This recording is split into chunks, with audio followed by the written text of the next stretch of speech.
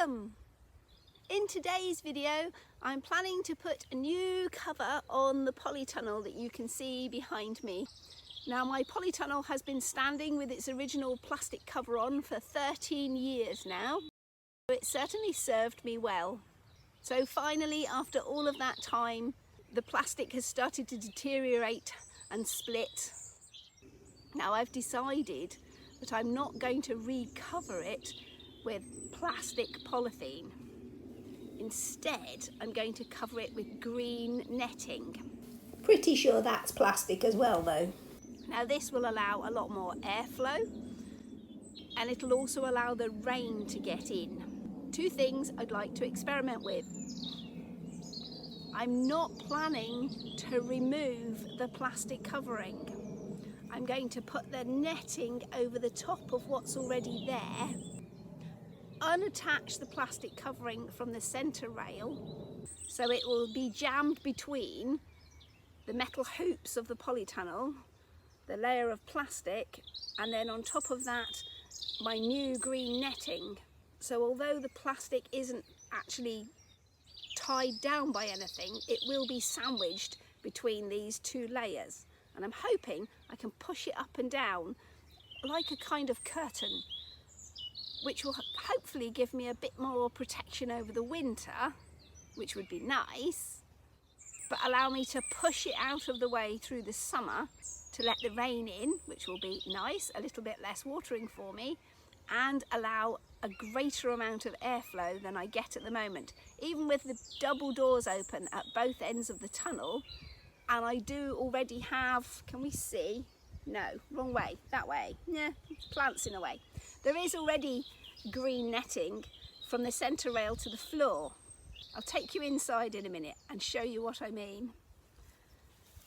So my particular polytunnel, when I purchased it 13 years ago, I made the choice to have aluminium side rails and an aluminium base rail, with a thought process that the metal's going to last forever.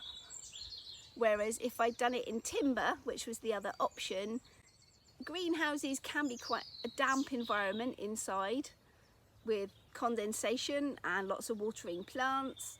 So I was thinking long term wooden rails are going to start rotting and give me problems and need replacing, and definitely the one at ground level. So these are a few offcuts from when I first built the tunnel. So I've got a side rail that goes at about waist height around the tunnel, and it's got two slots in it. And then there is the base rail, which looks the same, but it has one slot in it. And into these slots, I've seen quite a few Americans putting up polytunnels, or hoop houses, they often call them.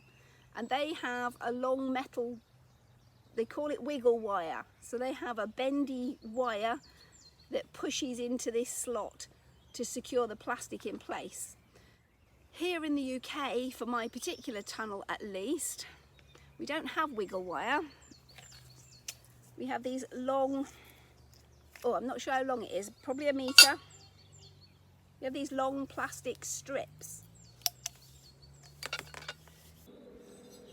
So with our metal side rails, there is a single slot in the back of both the base rail and the centre rail, which the head of a bolt slips. Well, actually two bolts, and then you put a bracket over it, and that allows you to bolt it onto the big metal upright hoops that are the structure of the tunnel.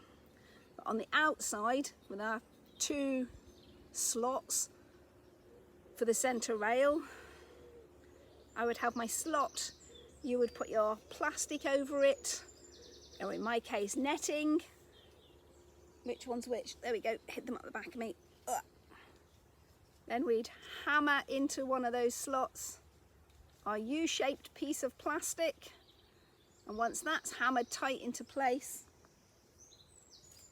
we take this second top piece that's all sealed in. It's like a fancy shaped tube which slots into there. I don't know if I can hold it all. There we go. Gone out of shot. And that will hammer into there nice and tightly, which secures everything really tight. And it's been working fantastically. Now I'm not sure, I was nervous these are all going to split and crack. It is plastic. When I start taking them out of the polytunnel in order to replace the new cover. I have already been playing this morning and removed a couple of these from the polytunnel structure, and I've been really pleased. They're still quite flexible and came out really well. I thought 13 years sitting out in the weathers they were going to be brittle and crack and break, and I did order quite a few extras with that thought in mind. Fingers crossed they wouldn't all break, because if they do I'll need to order even more. But so far I've removed about 5 or 6 and nothing has broken. So I'm very pleased with that. It looks like I might have quite a few left over. I've got about 3 or 4 of these from my original build. Anyway, I want to show you a bit inside the tunnel just to explain slightly clearer what I'm doing.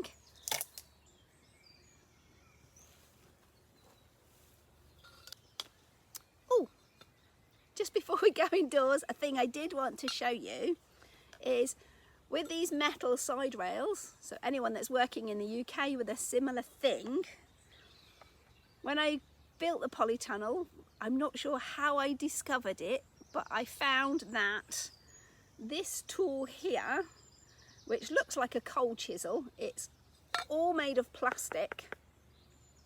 It's designed for laying carpets. I'm not entirely sure what they use it for when they're laying carpets, but that's what it's intended for. But it works perfectly in these plastic strips because the end of this will fit into that slot and allow me to hammer it in without bashing on this plastic strip. Now you're supposed to just hammer the plastic strip and it pushes in, which you can do, but sometimes the covering is so tight this wants to bounce back out again. So if I can use this tool to give myself a bit more accurate leverage, I just found it worked really well. I'm really glad I had it. I've kept it specially ever since, put aside for work on the polytunnel.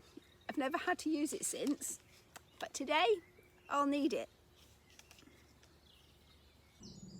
So this is that centre rail from the inside of the polytunnel.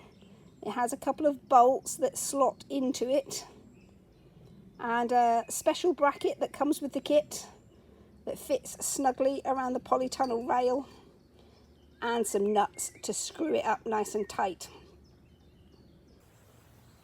So inside the polytunnel, this is my centre rail, and attached to that top slot I just have the plastic covering, but attached to this lower slot on my centre rail I put plastic and netting. The netting's on the outside and the plastic's on the inside. Both of them go behind this centre support rail with the intention of being able to pull up the plastic like a curtain, and I just jam these bits of plastic drain pipe into them. And that allows me summer ventilation. I have found though, even with the sides up on both sides of the tunnel and the doors open and netted at both ends, it gets crazy hot in here through the summer. In the winter, it's wonderful, but in the winter, I'm not making best use of it. The weather is generally cold and miserable, and I stay snuggled up indoors, especially this past winter. It has been so rainy. And although it doesn't rain inside the polytunnel, it's still cold and unpleasant to be outdoors when you don't have to be. So maybe I'm just a bit of a wimp, but nonetheless, that's me. So I'm hoping I'll be able to do something similar to this with the roof. Yes, I'll have to get up the step ladders to push the roofing plastic up out the way. I'm not sure how I'm going to secure it in place so it doesn't just slide straight back down again. I'll cross that bridge when I come to it. And if the system doesn't work, well, it doesn't work. I'll still have an enclosed, netted garden space, which will keep things safe from the birds, the cabbage white butterflies. The rabbits don't come through this. Or the deer, which is a major benefit compared to outdoor gardening. So that's where we're at. It's gone nice and cloudy outdoors now. Perfect, because it has been too hot for working. Now I will go and show you one more difficulty that I found. Difficulty? An obstacle I found that's going to make my plan a little bit more fiddly than I was anticipating.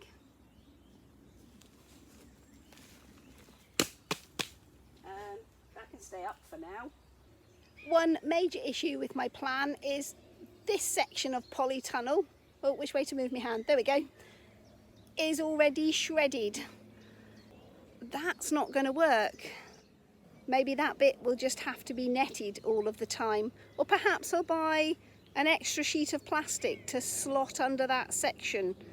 I don't know. We'll live with it and see what happens. Now here we have a close-up of one of the corners of my polytunnel. So this is the front and here's the side.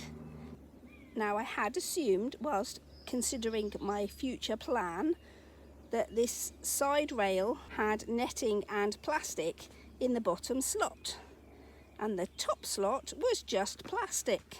But looking at it in reality, my top slot is netting and the plastic that goes up over the roof, and my bottom slot is just the plastic that goes down to the floor. I have no idea why I constructed it this way, but in order to do what I want to do now, I'm going to have to remove this one, which I knew, but that means this netting's going to fall to the floor.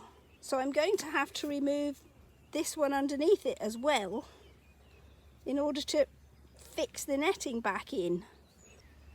Discovering I had that extra challenge to deal with, I've already made a start without you and started removing the securing plastic from the top strip on my centre rail.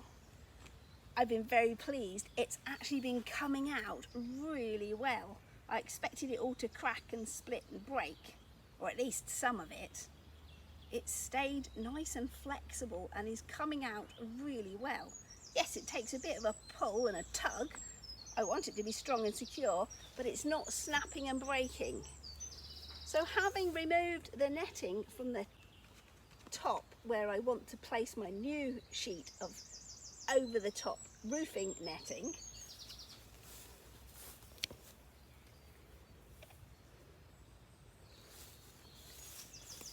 this is how we're looking. So I've got my old side netting still secured to the bottom rail, and my original polythene for the moment is secured to the centre rail,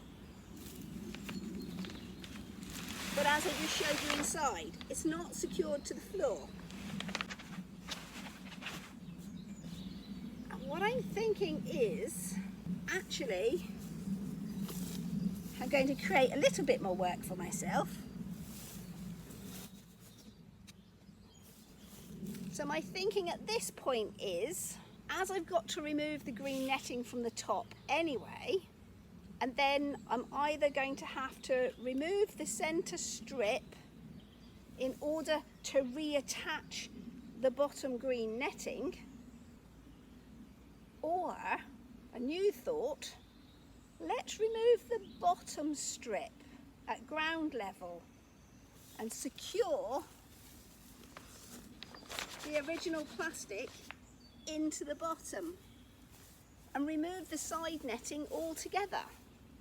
So my new tunnel layout will be plastic, polytunnel plastic all the way along the sides, but up and over the roof I'll be netted.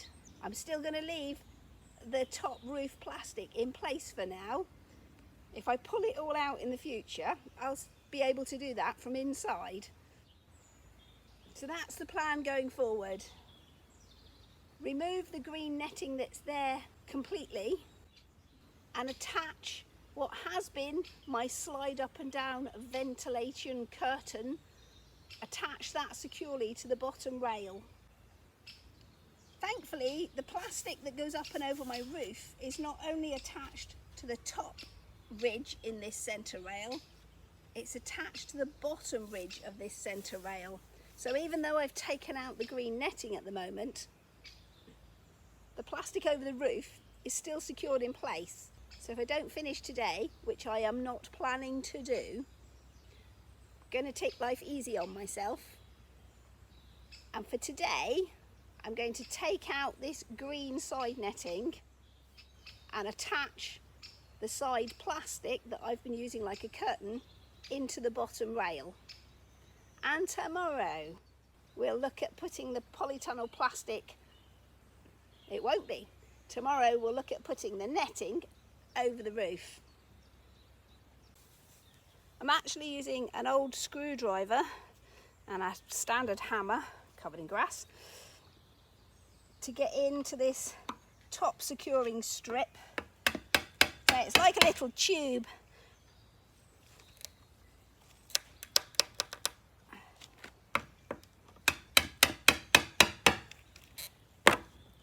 Which is allowing me enough leverage to pull that out.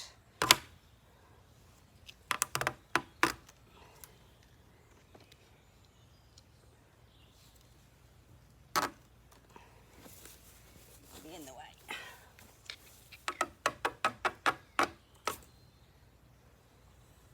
I'm really pleased with how flexible this still is, considering how old it is. And then the bottom little U-shaped piece, if I pull on the netting, is enough to get that started. And again, just keep pulling it out.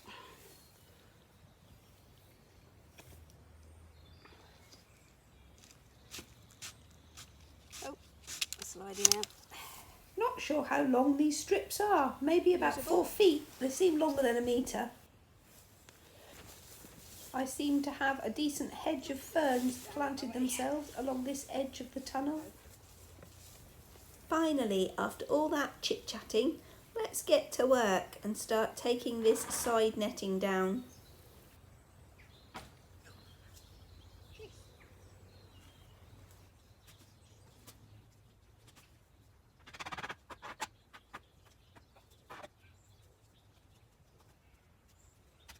All this bush of green nearest you are just ferns that have planted themselves there naturally, and I've left them to grow. They've not been doing any harm up to now. I'm also working in a bit of a trench because I had the ground dug out with a digger and levelled before I put the polytunnel on it. So this side is dug out into a bit of a trench, and on the other side there's actually a slight hill and ridge running away from the polytunnel. I've cleared away some of those ferny fronds and taken out the first strip of the bottom plastic. Well, that was a bit of a wrestling job. If I'd thought about it more in advance, I would have taken off the stripping from the bottom layer first and then done the mid rail. Because once the green netting had fallen to the floor, I'm wrestling underneath that to access the bottom rail to take its plastic strips out. So I've taken the top strip off. Hopefully the U-shaped plastic strip underneath should pull out quite nicely with a netting for leverage. Oh, now there's a problem. The netting isn't cut off underneath that strip. Carries on like a little skirt to the ground. It's got all sorts of roots growing through it.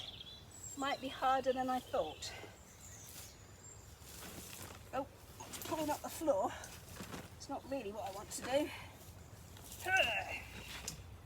Let's just get it out of the way. Nope.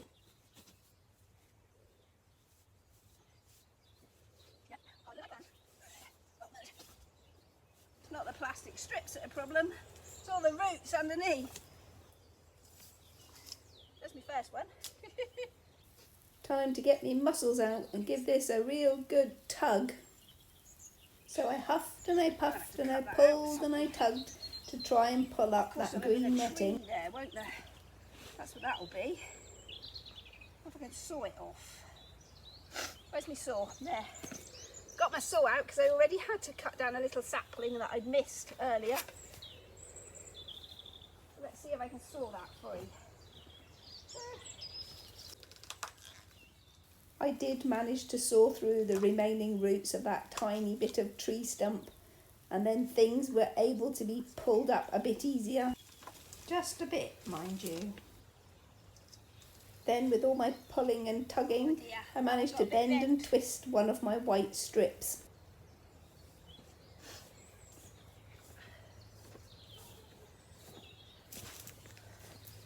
Well, that one got a bit bent and twisted. I don't think I can use that one again. Thankfully, I've ordered some spares. Got my glasses. Oh my goodness, I'm dripping. That was quite the wrestling match. The plastic stripping's coming out really easily. I've only spoilt that one strip that I showed you. Everything else is very reusable. But the actual netting, because it was at the bottom of the tunnel, I pinned it in the centre rail, pinned it in the base rail, and allowed any excess to just trail out onto the ground, which has overgrown with weeds over the many years it's been stood here. It's a nightmare trying to pull it up. As you see, I am, well, maybe you can't see in the camera. I'm soaking wet. I'm sweating. So I think, cup of coffee, time to get my breath back. I'll see if I can pull up a bit more. And if not, I'm happy to just leave that for now and deal with it another day. What I really need to do is get that plastic skirt nailed back into the bottom, so nothing goes sneaking in there tonight.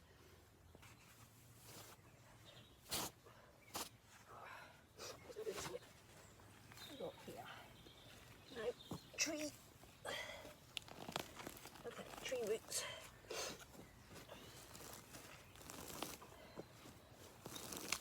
Dear.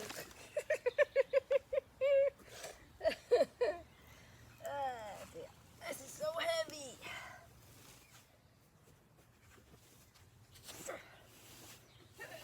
Okay, lie down, back in noise.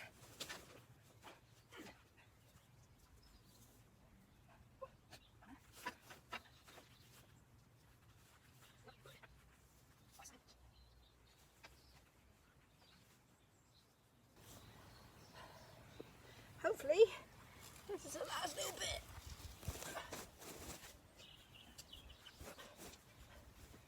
Oh no, I'm stuck on something. That's why I stopped there then. Oh no. Jeez. A wormy. Let me get back in there. Come on. Oh my goodness.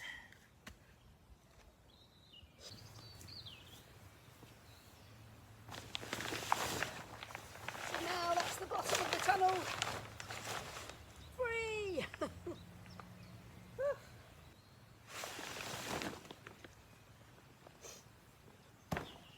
But thankfully this was never actually cut short to length, so it's longer than needed. And I've got plenty of plastic left to fix it into the bottom. When putting the cover on your polytunnel, you're supposed to start securing it in place from the centre of the polytunnel and work your way out towards the ends. But I've decided I'm not going to do that today. I'm not trying to secure the entire over the arch of the polytunnel. This is just from the mid-rail to the floor. And if I end up a little bit squiffy at one end or the other, I really don't mind. The reason I've made that decision is my strips, because I've already used them once, have been, whatever ended up at the end has been cut to the right length to fit the end.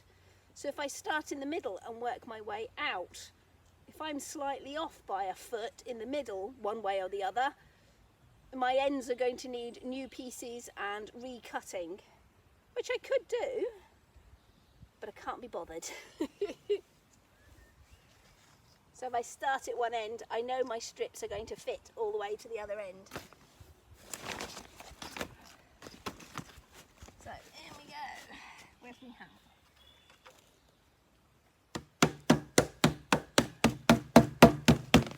And that went in nicely, and I didn't need my tool.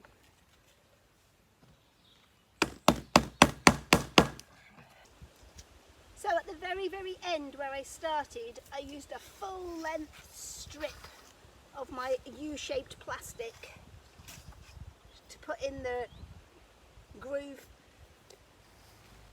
But the more solid tubey bit that goes on top of that, I'm going to use a shorter piece, so that when my top strips, my next piece will be a full length top strip. Therefore it will overlap the join between my U-shaped plastic strips. So I'm cross-hatching them. Is that what it's called? A bit like brickwork is staged, so you don't have the join in the same place all the way up the brick wall. I'm overlapping the join with my top strip just to make things a bit more strong. They're very strong anyway, but no harm in adding that extra little bit. So a short bit to start with, and then a full length piece.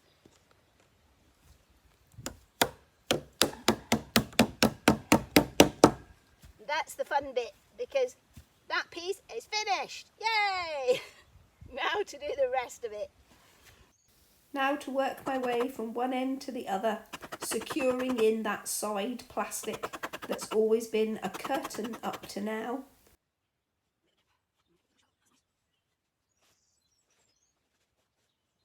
Well, thankfully I have managed to finish the clear plastic from this midsection to the ground, all the way along this one side of the polytunnel. I still have to do the same on the other side.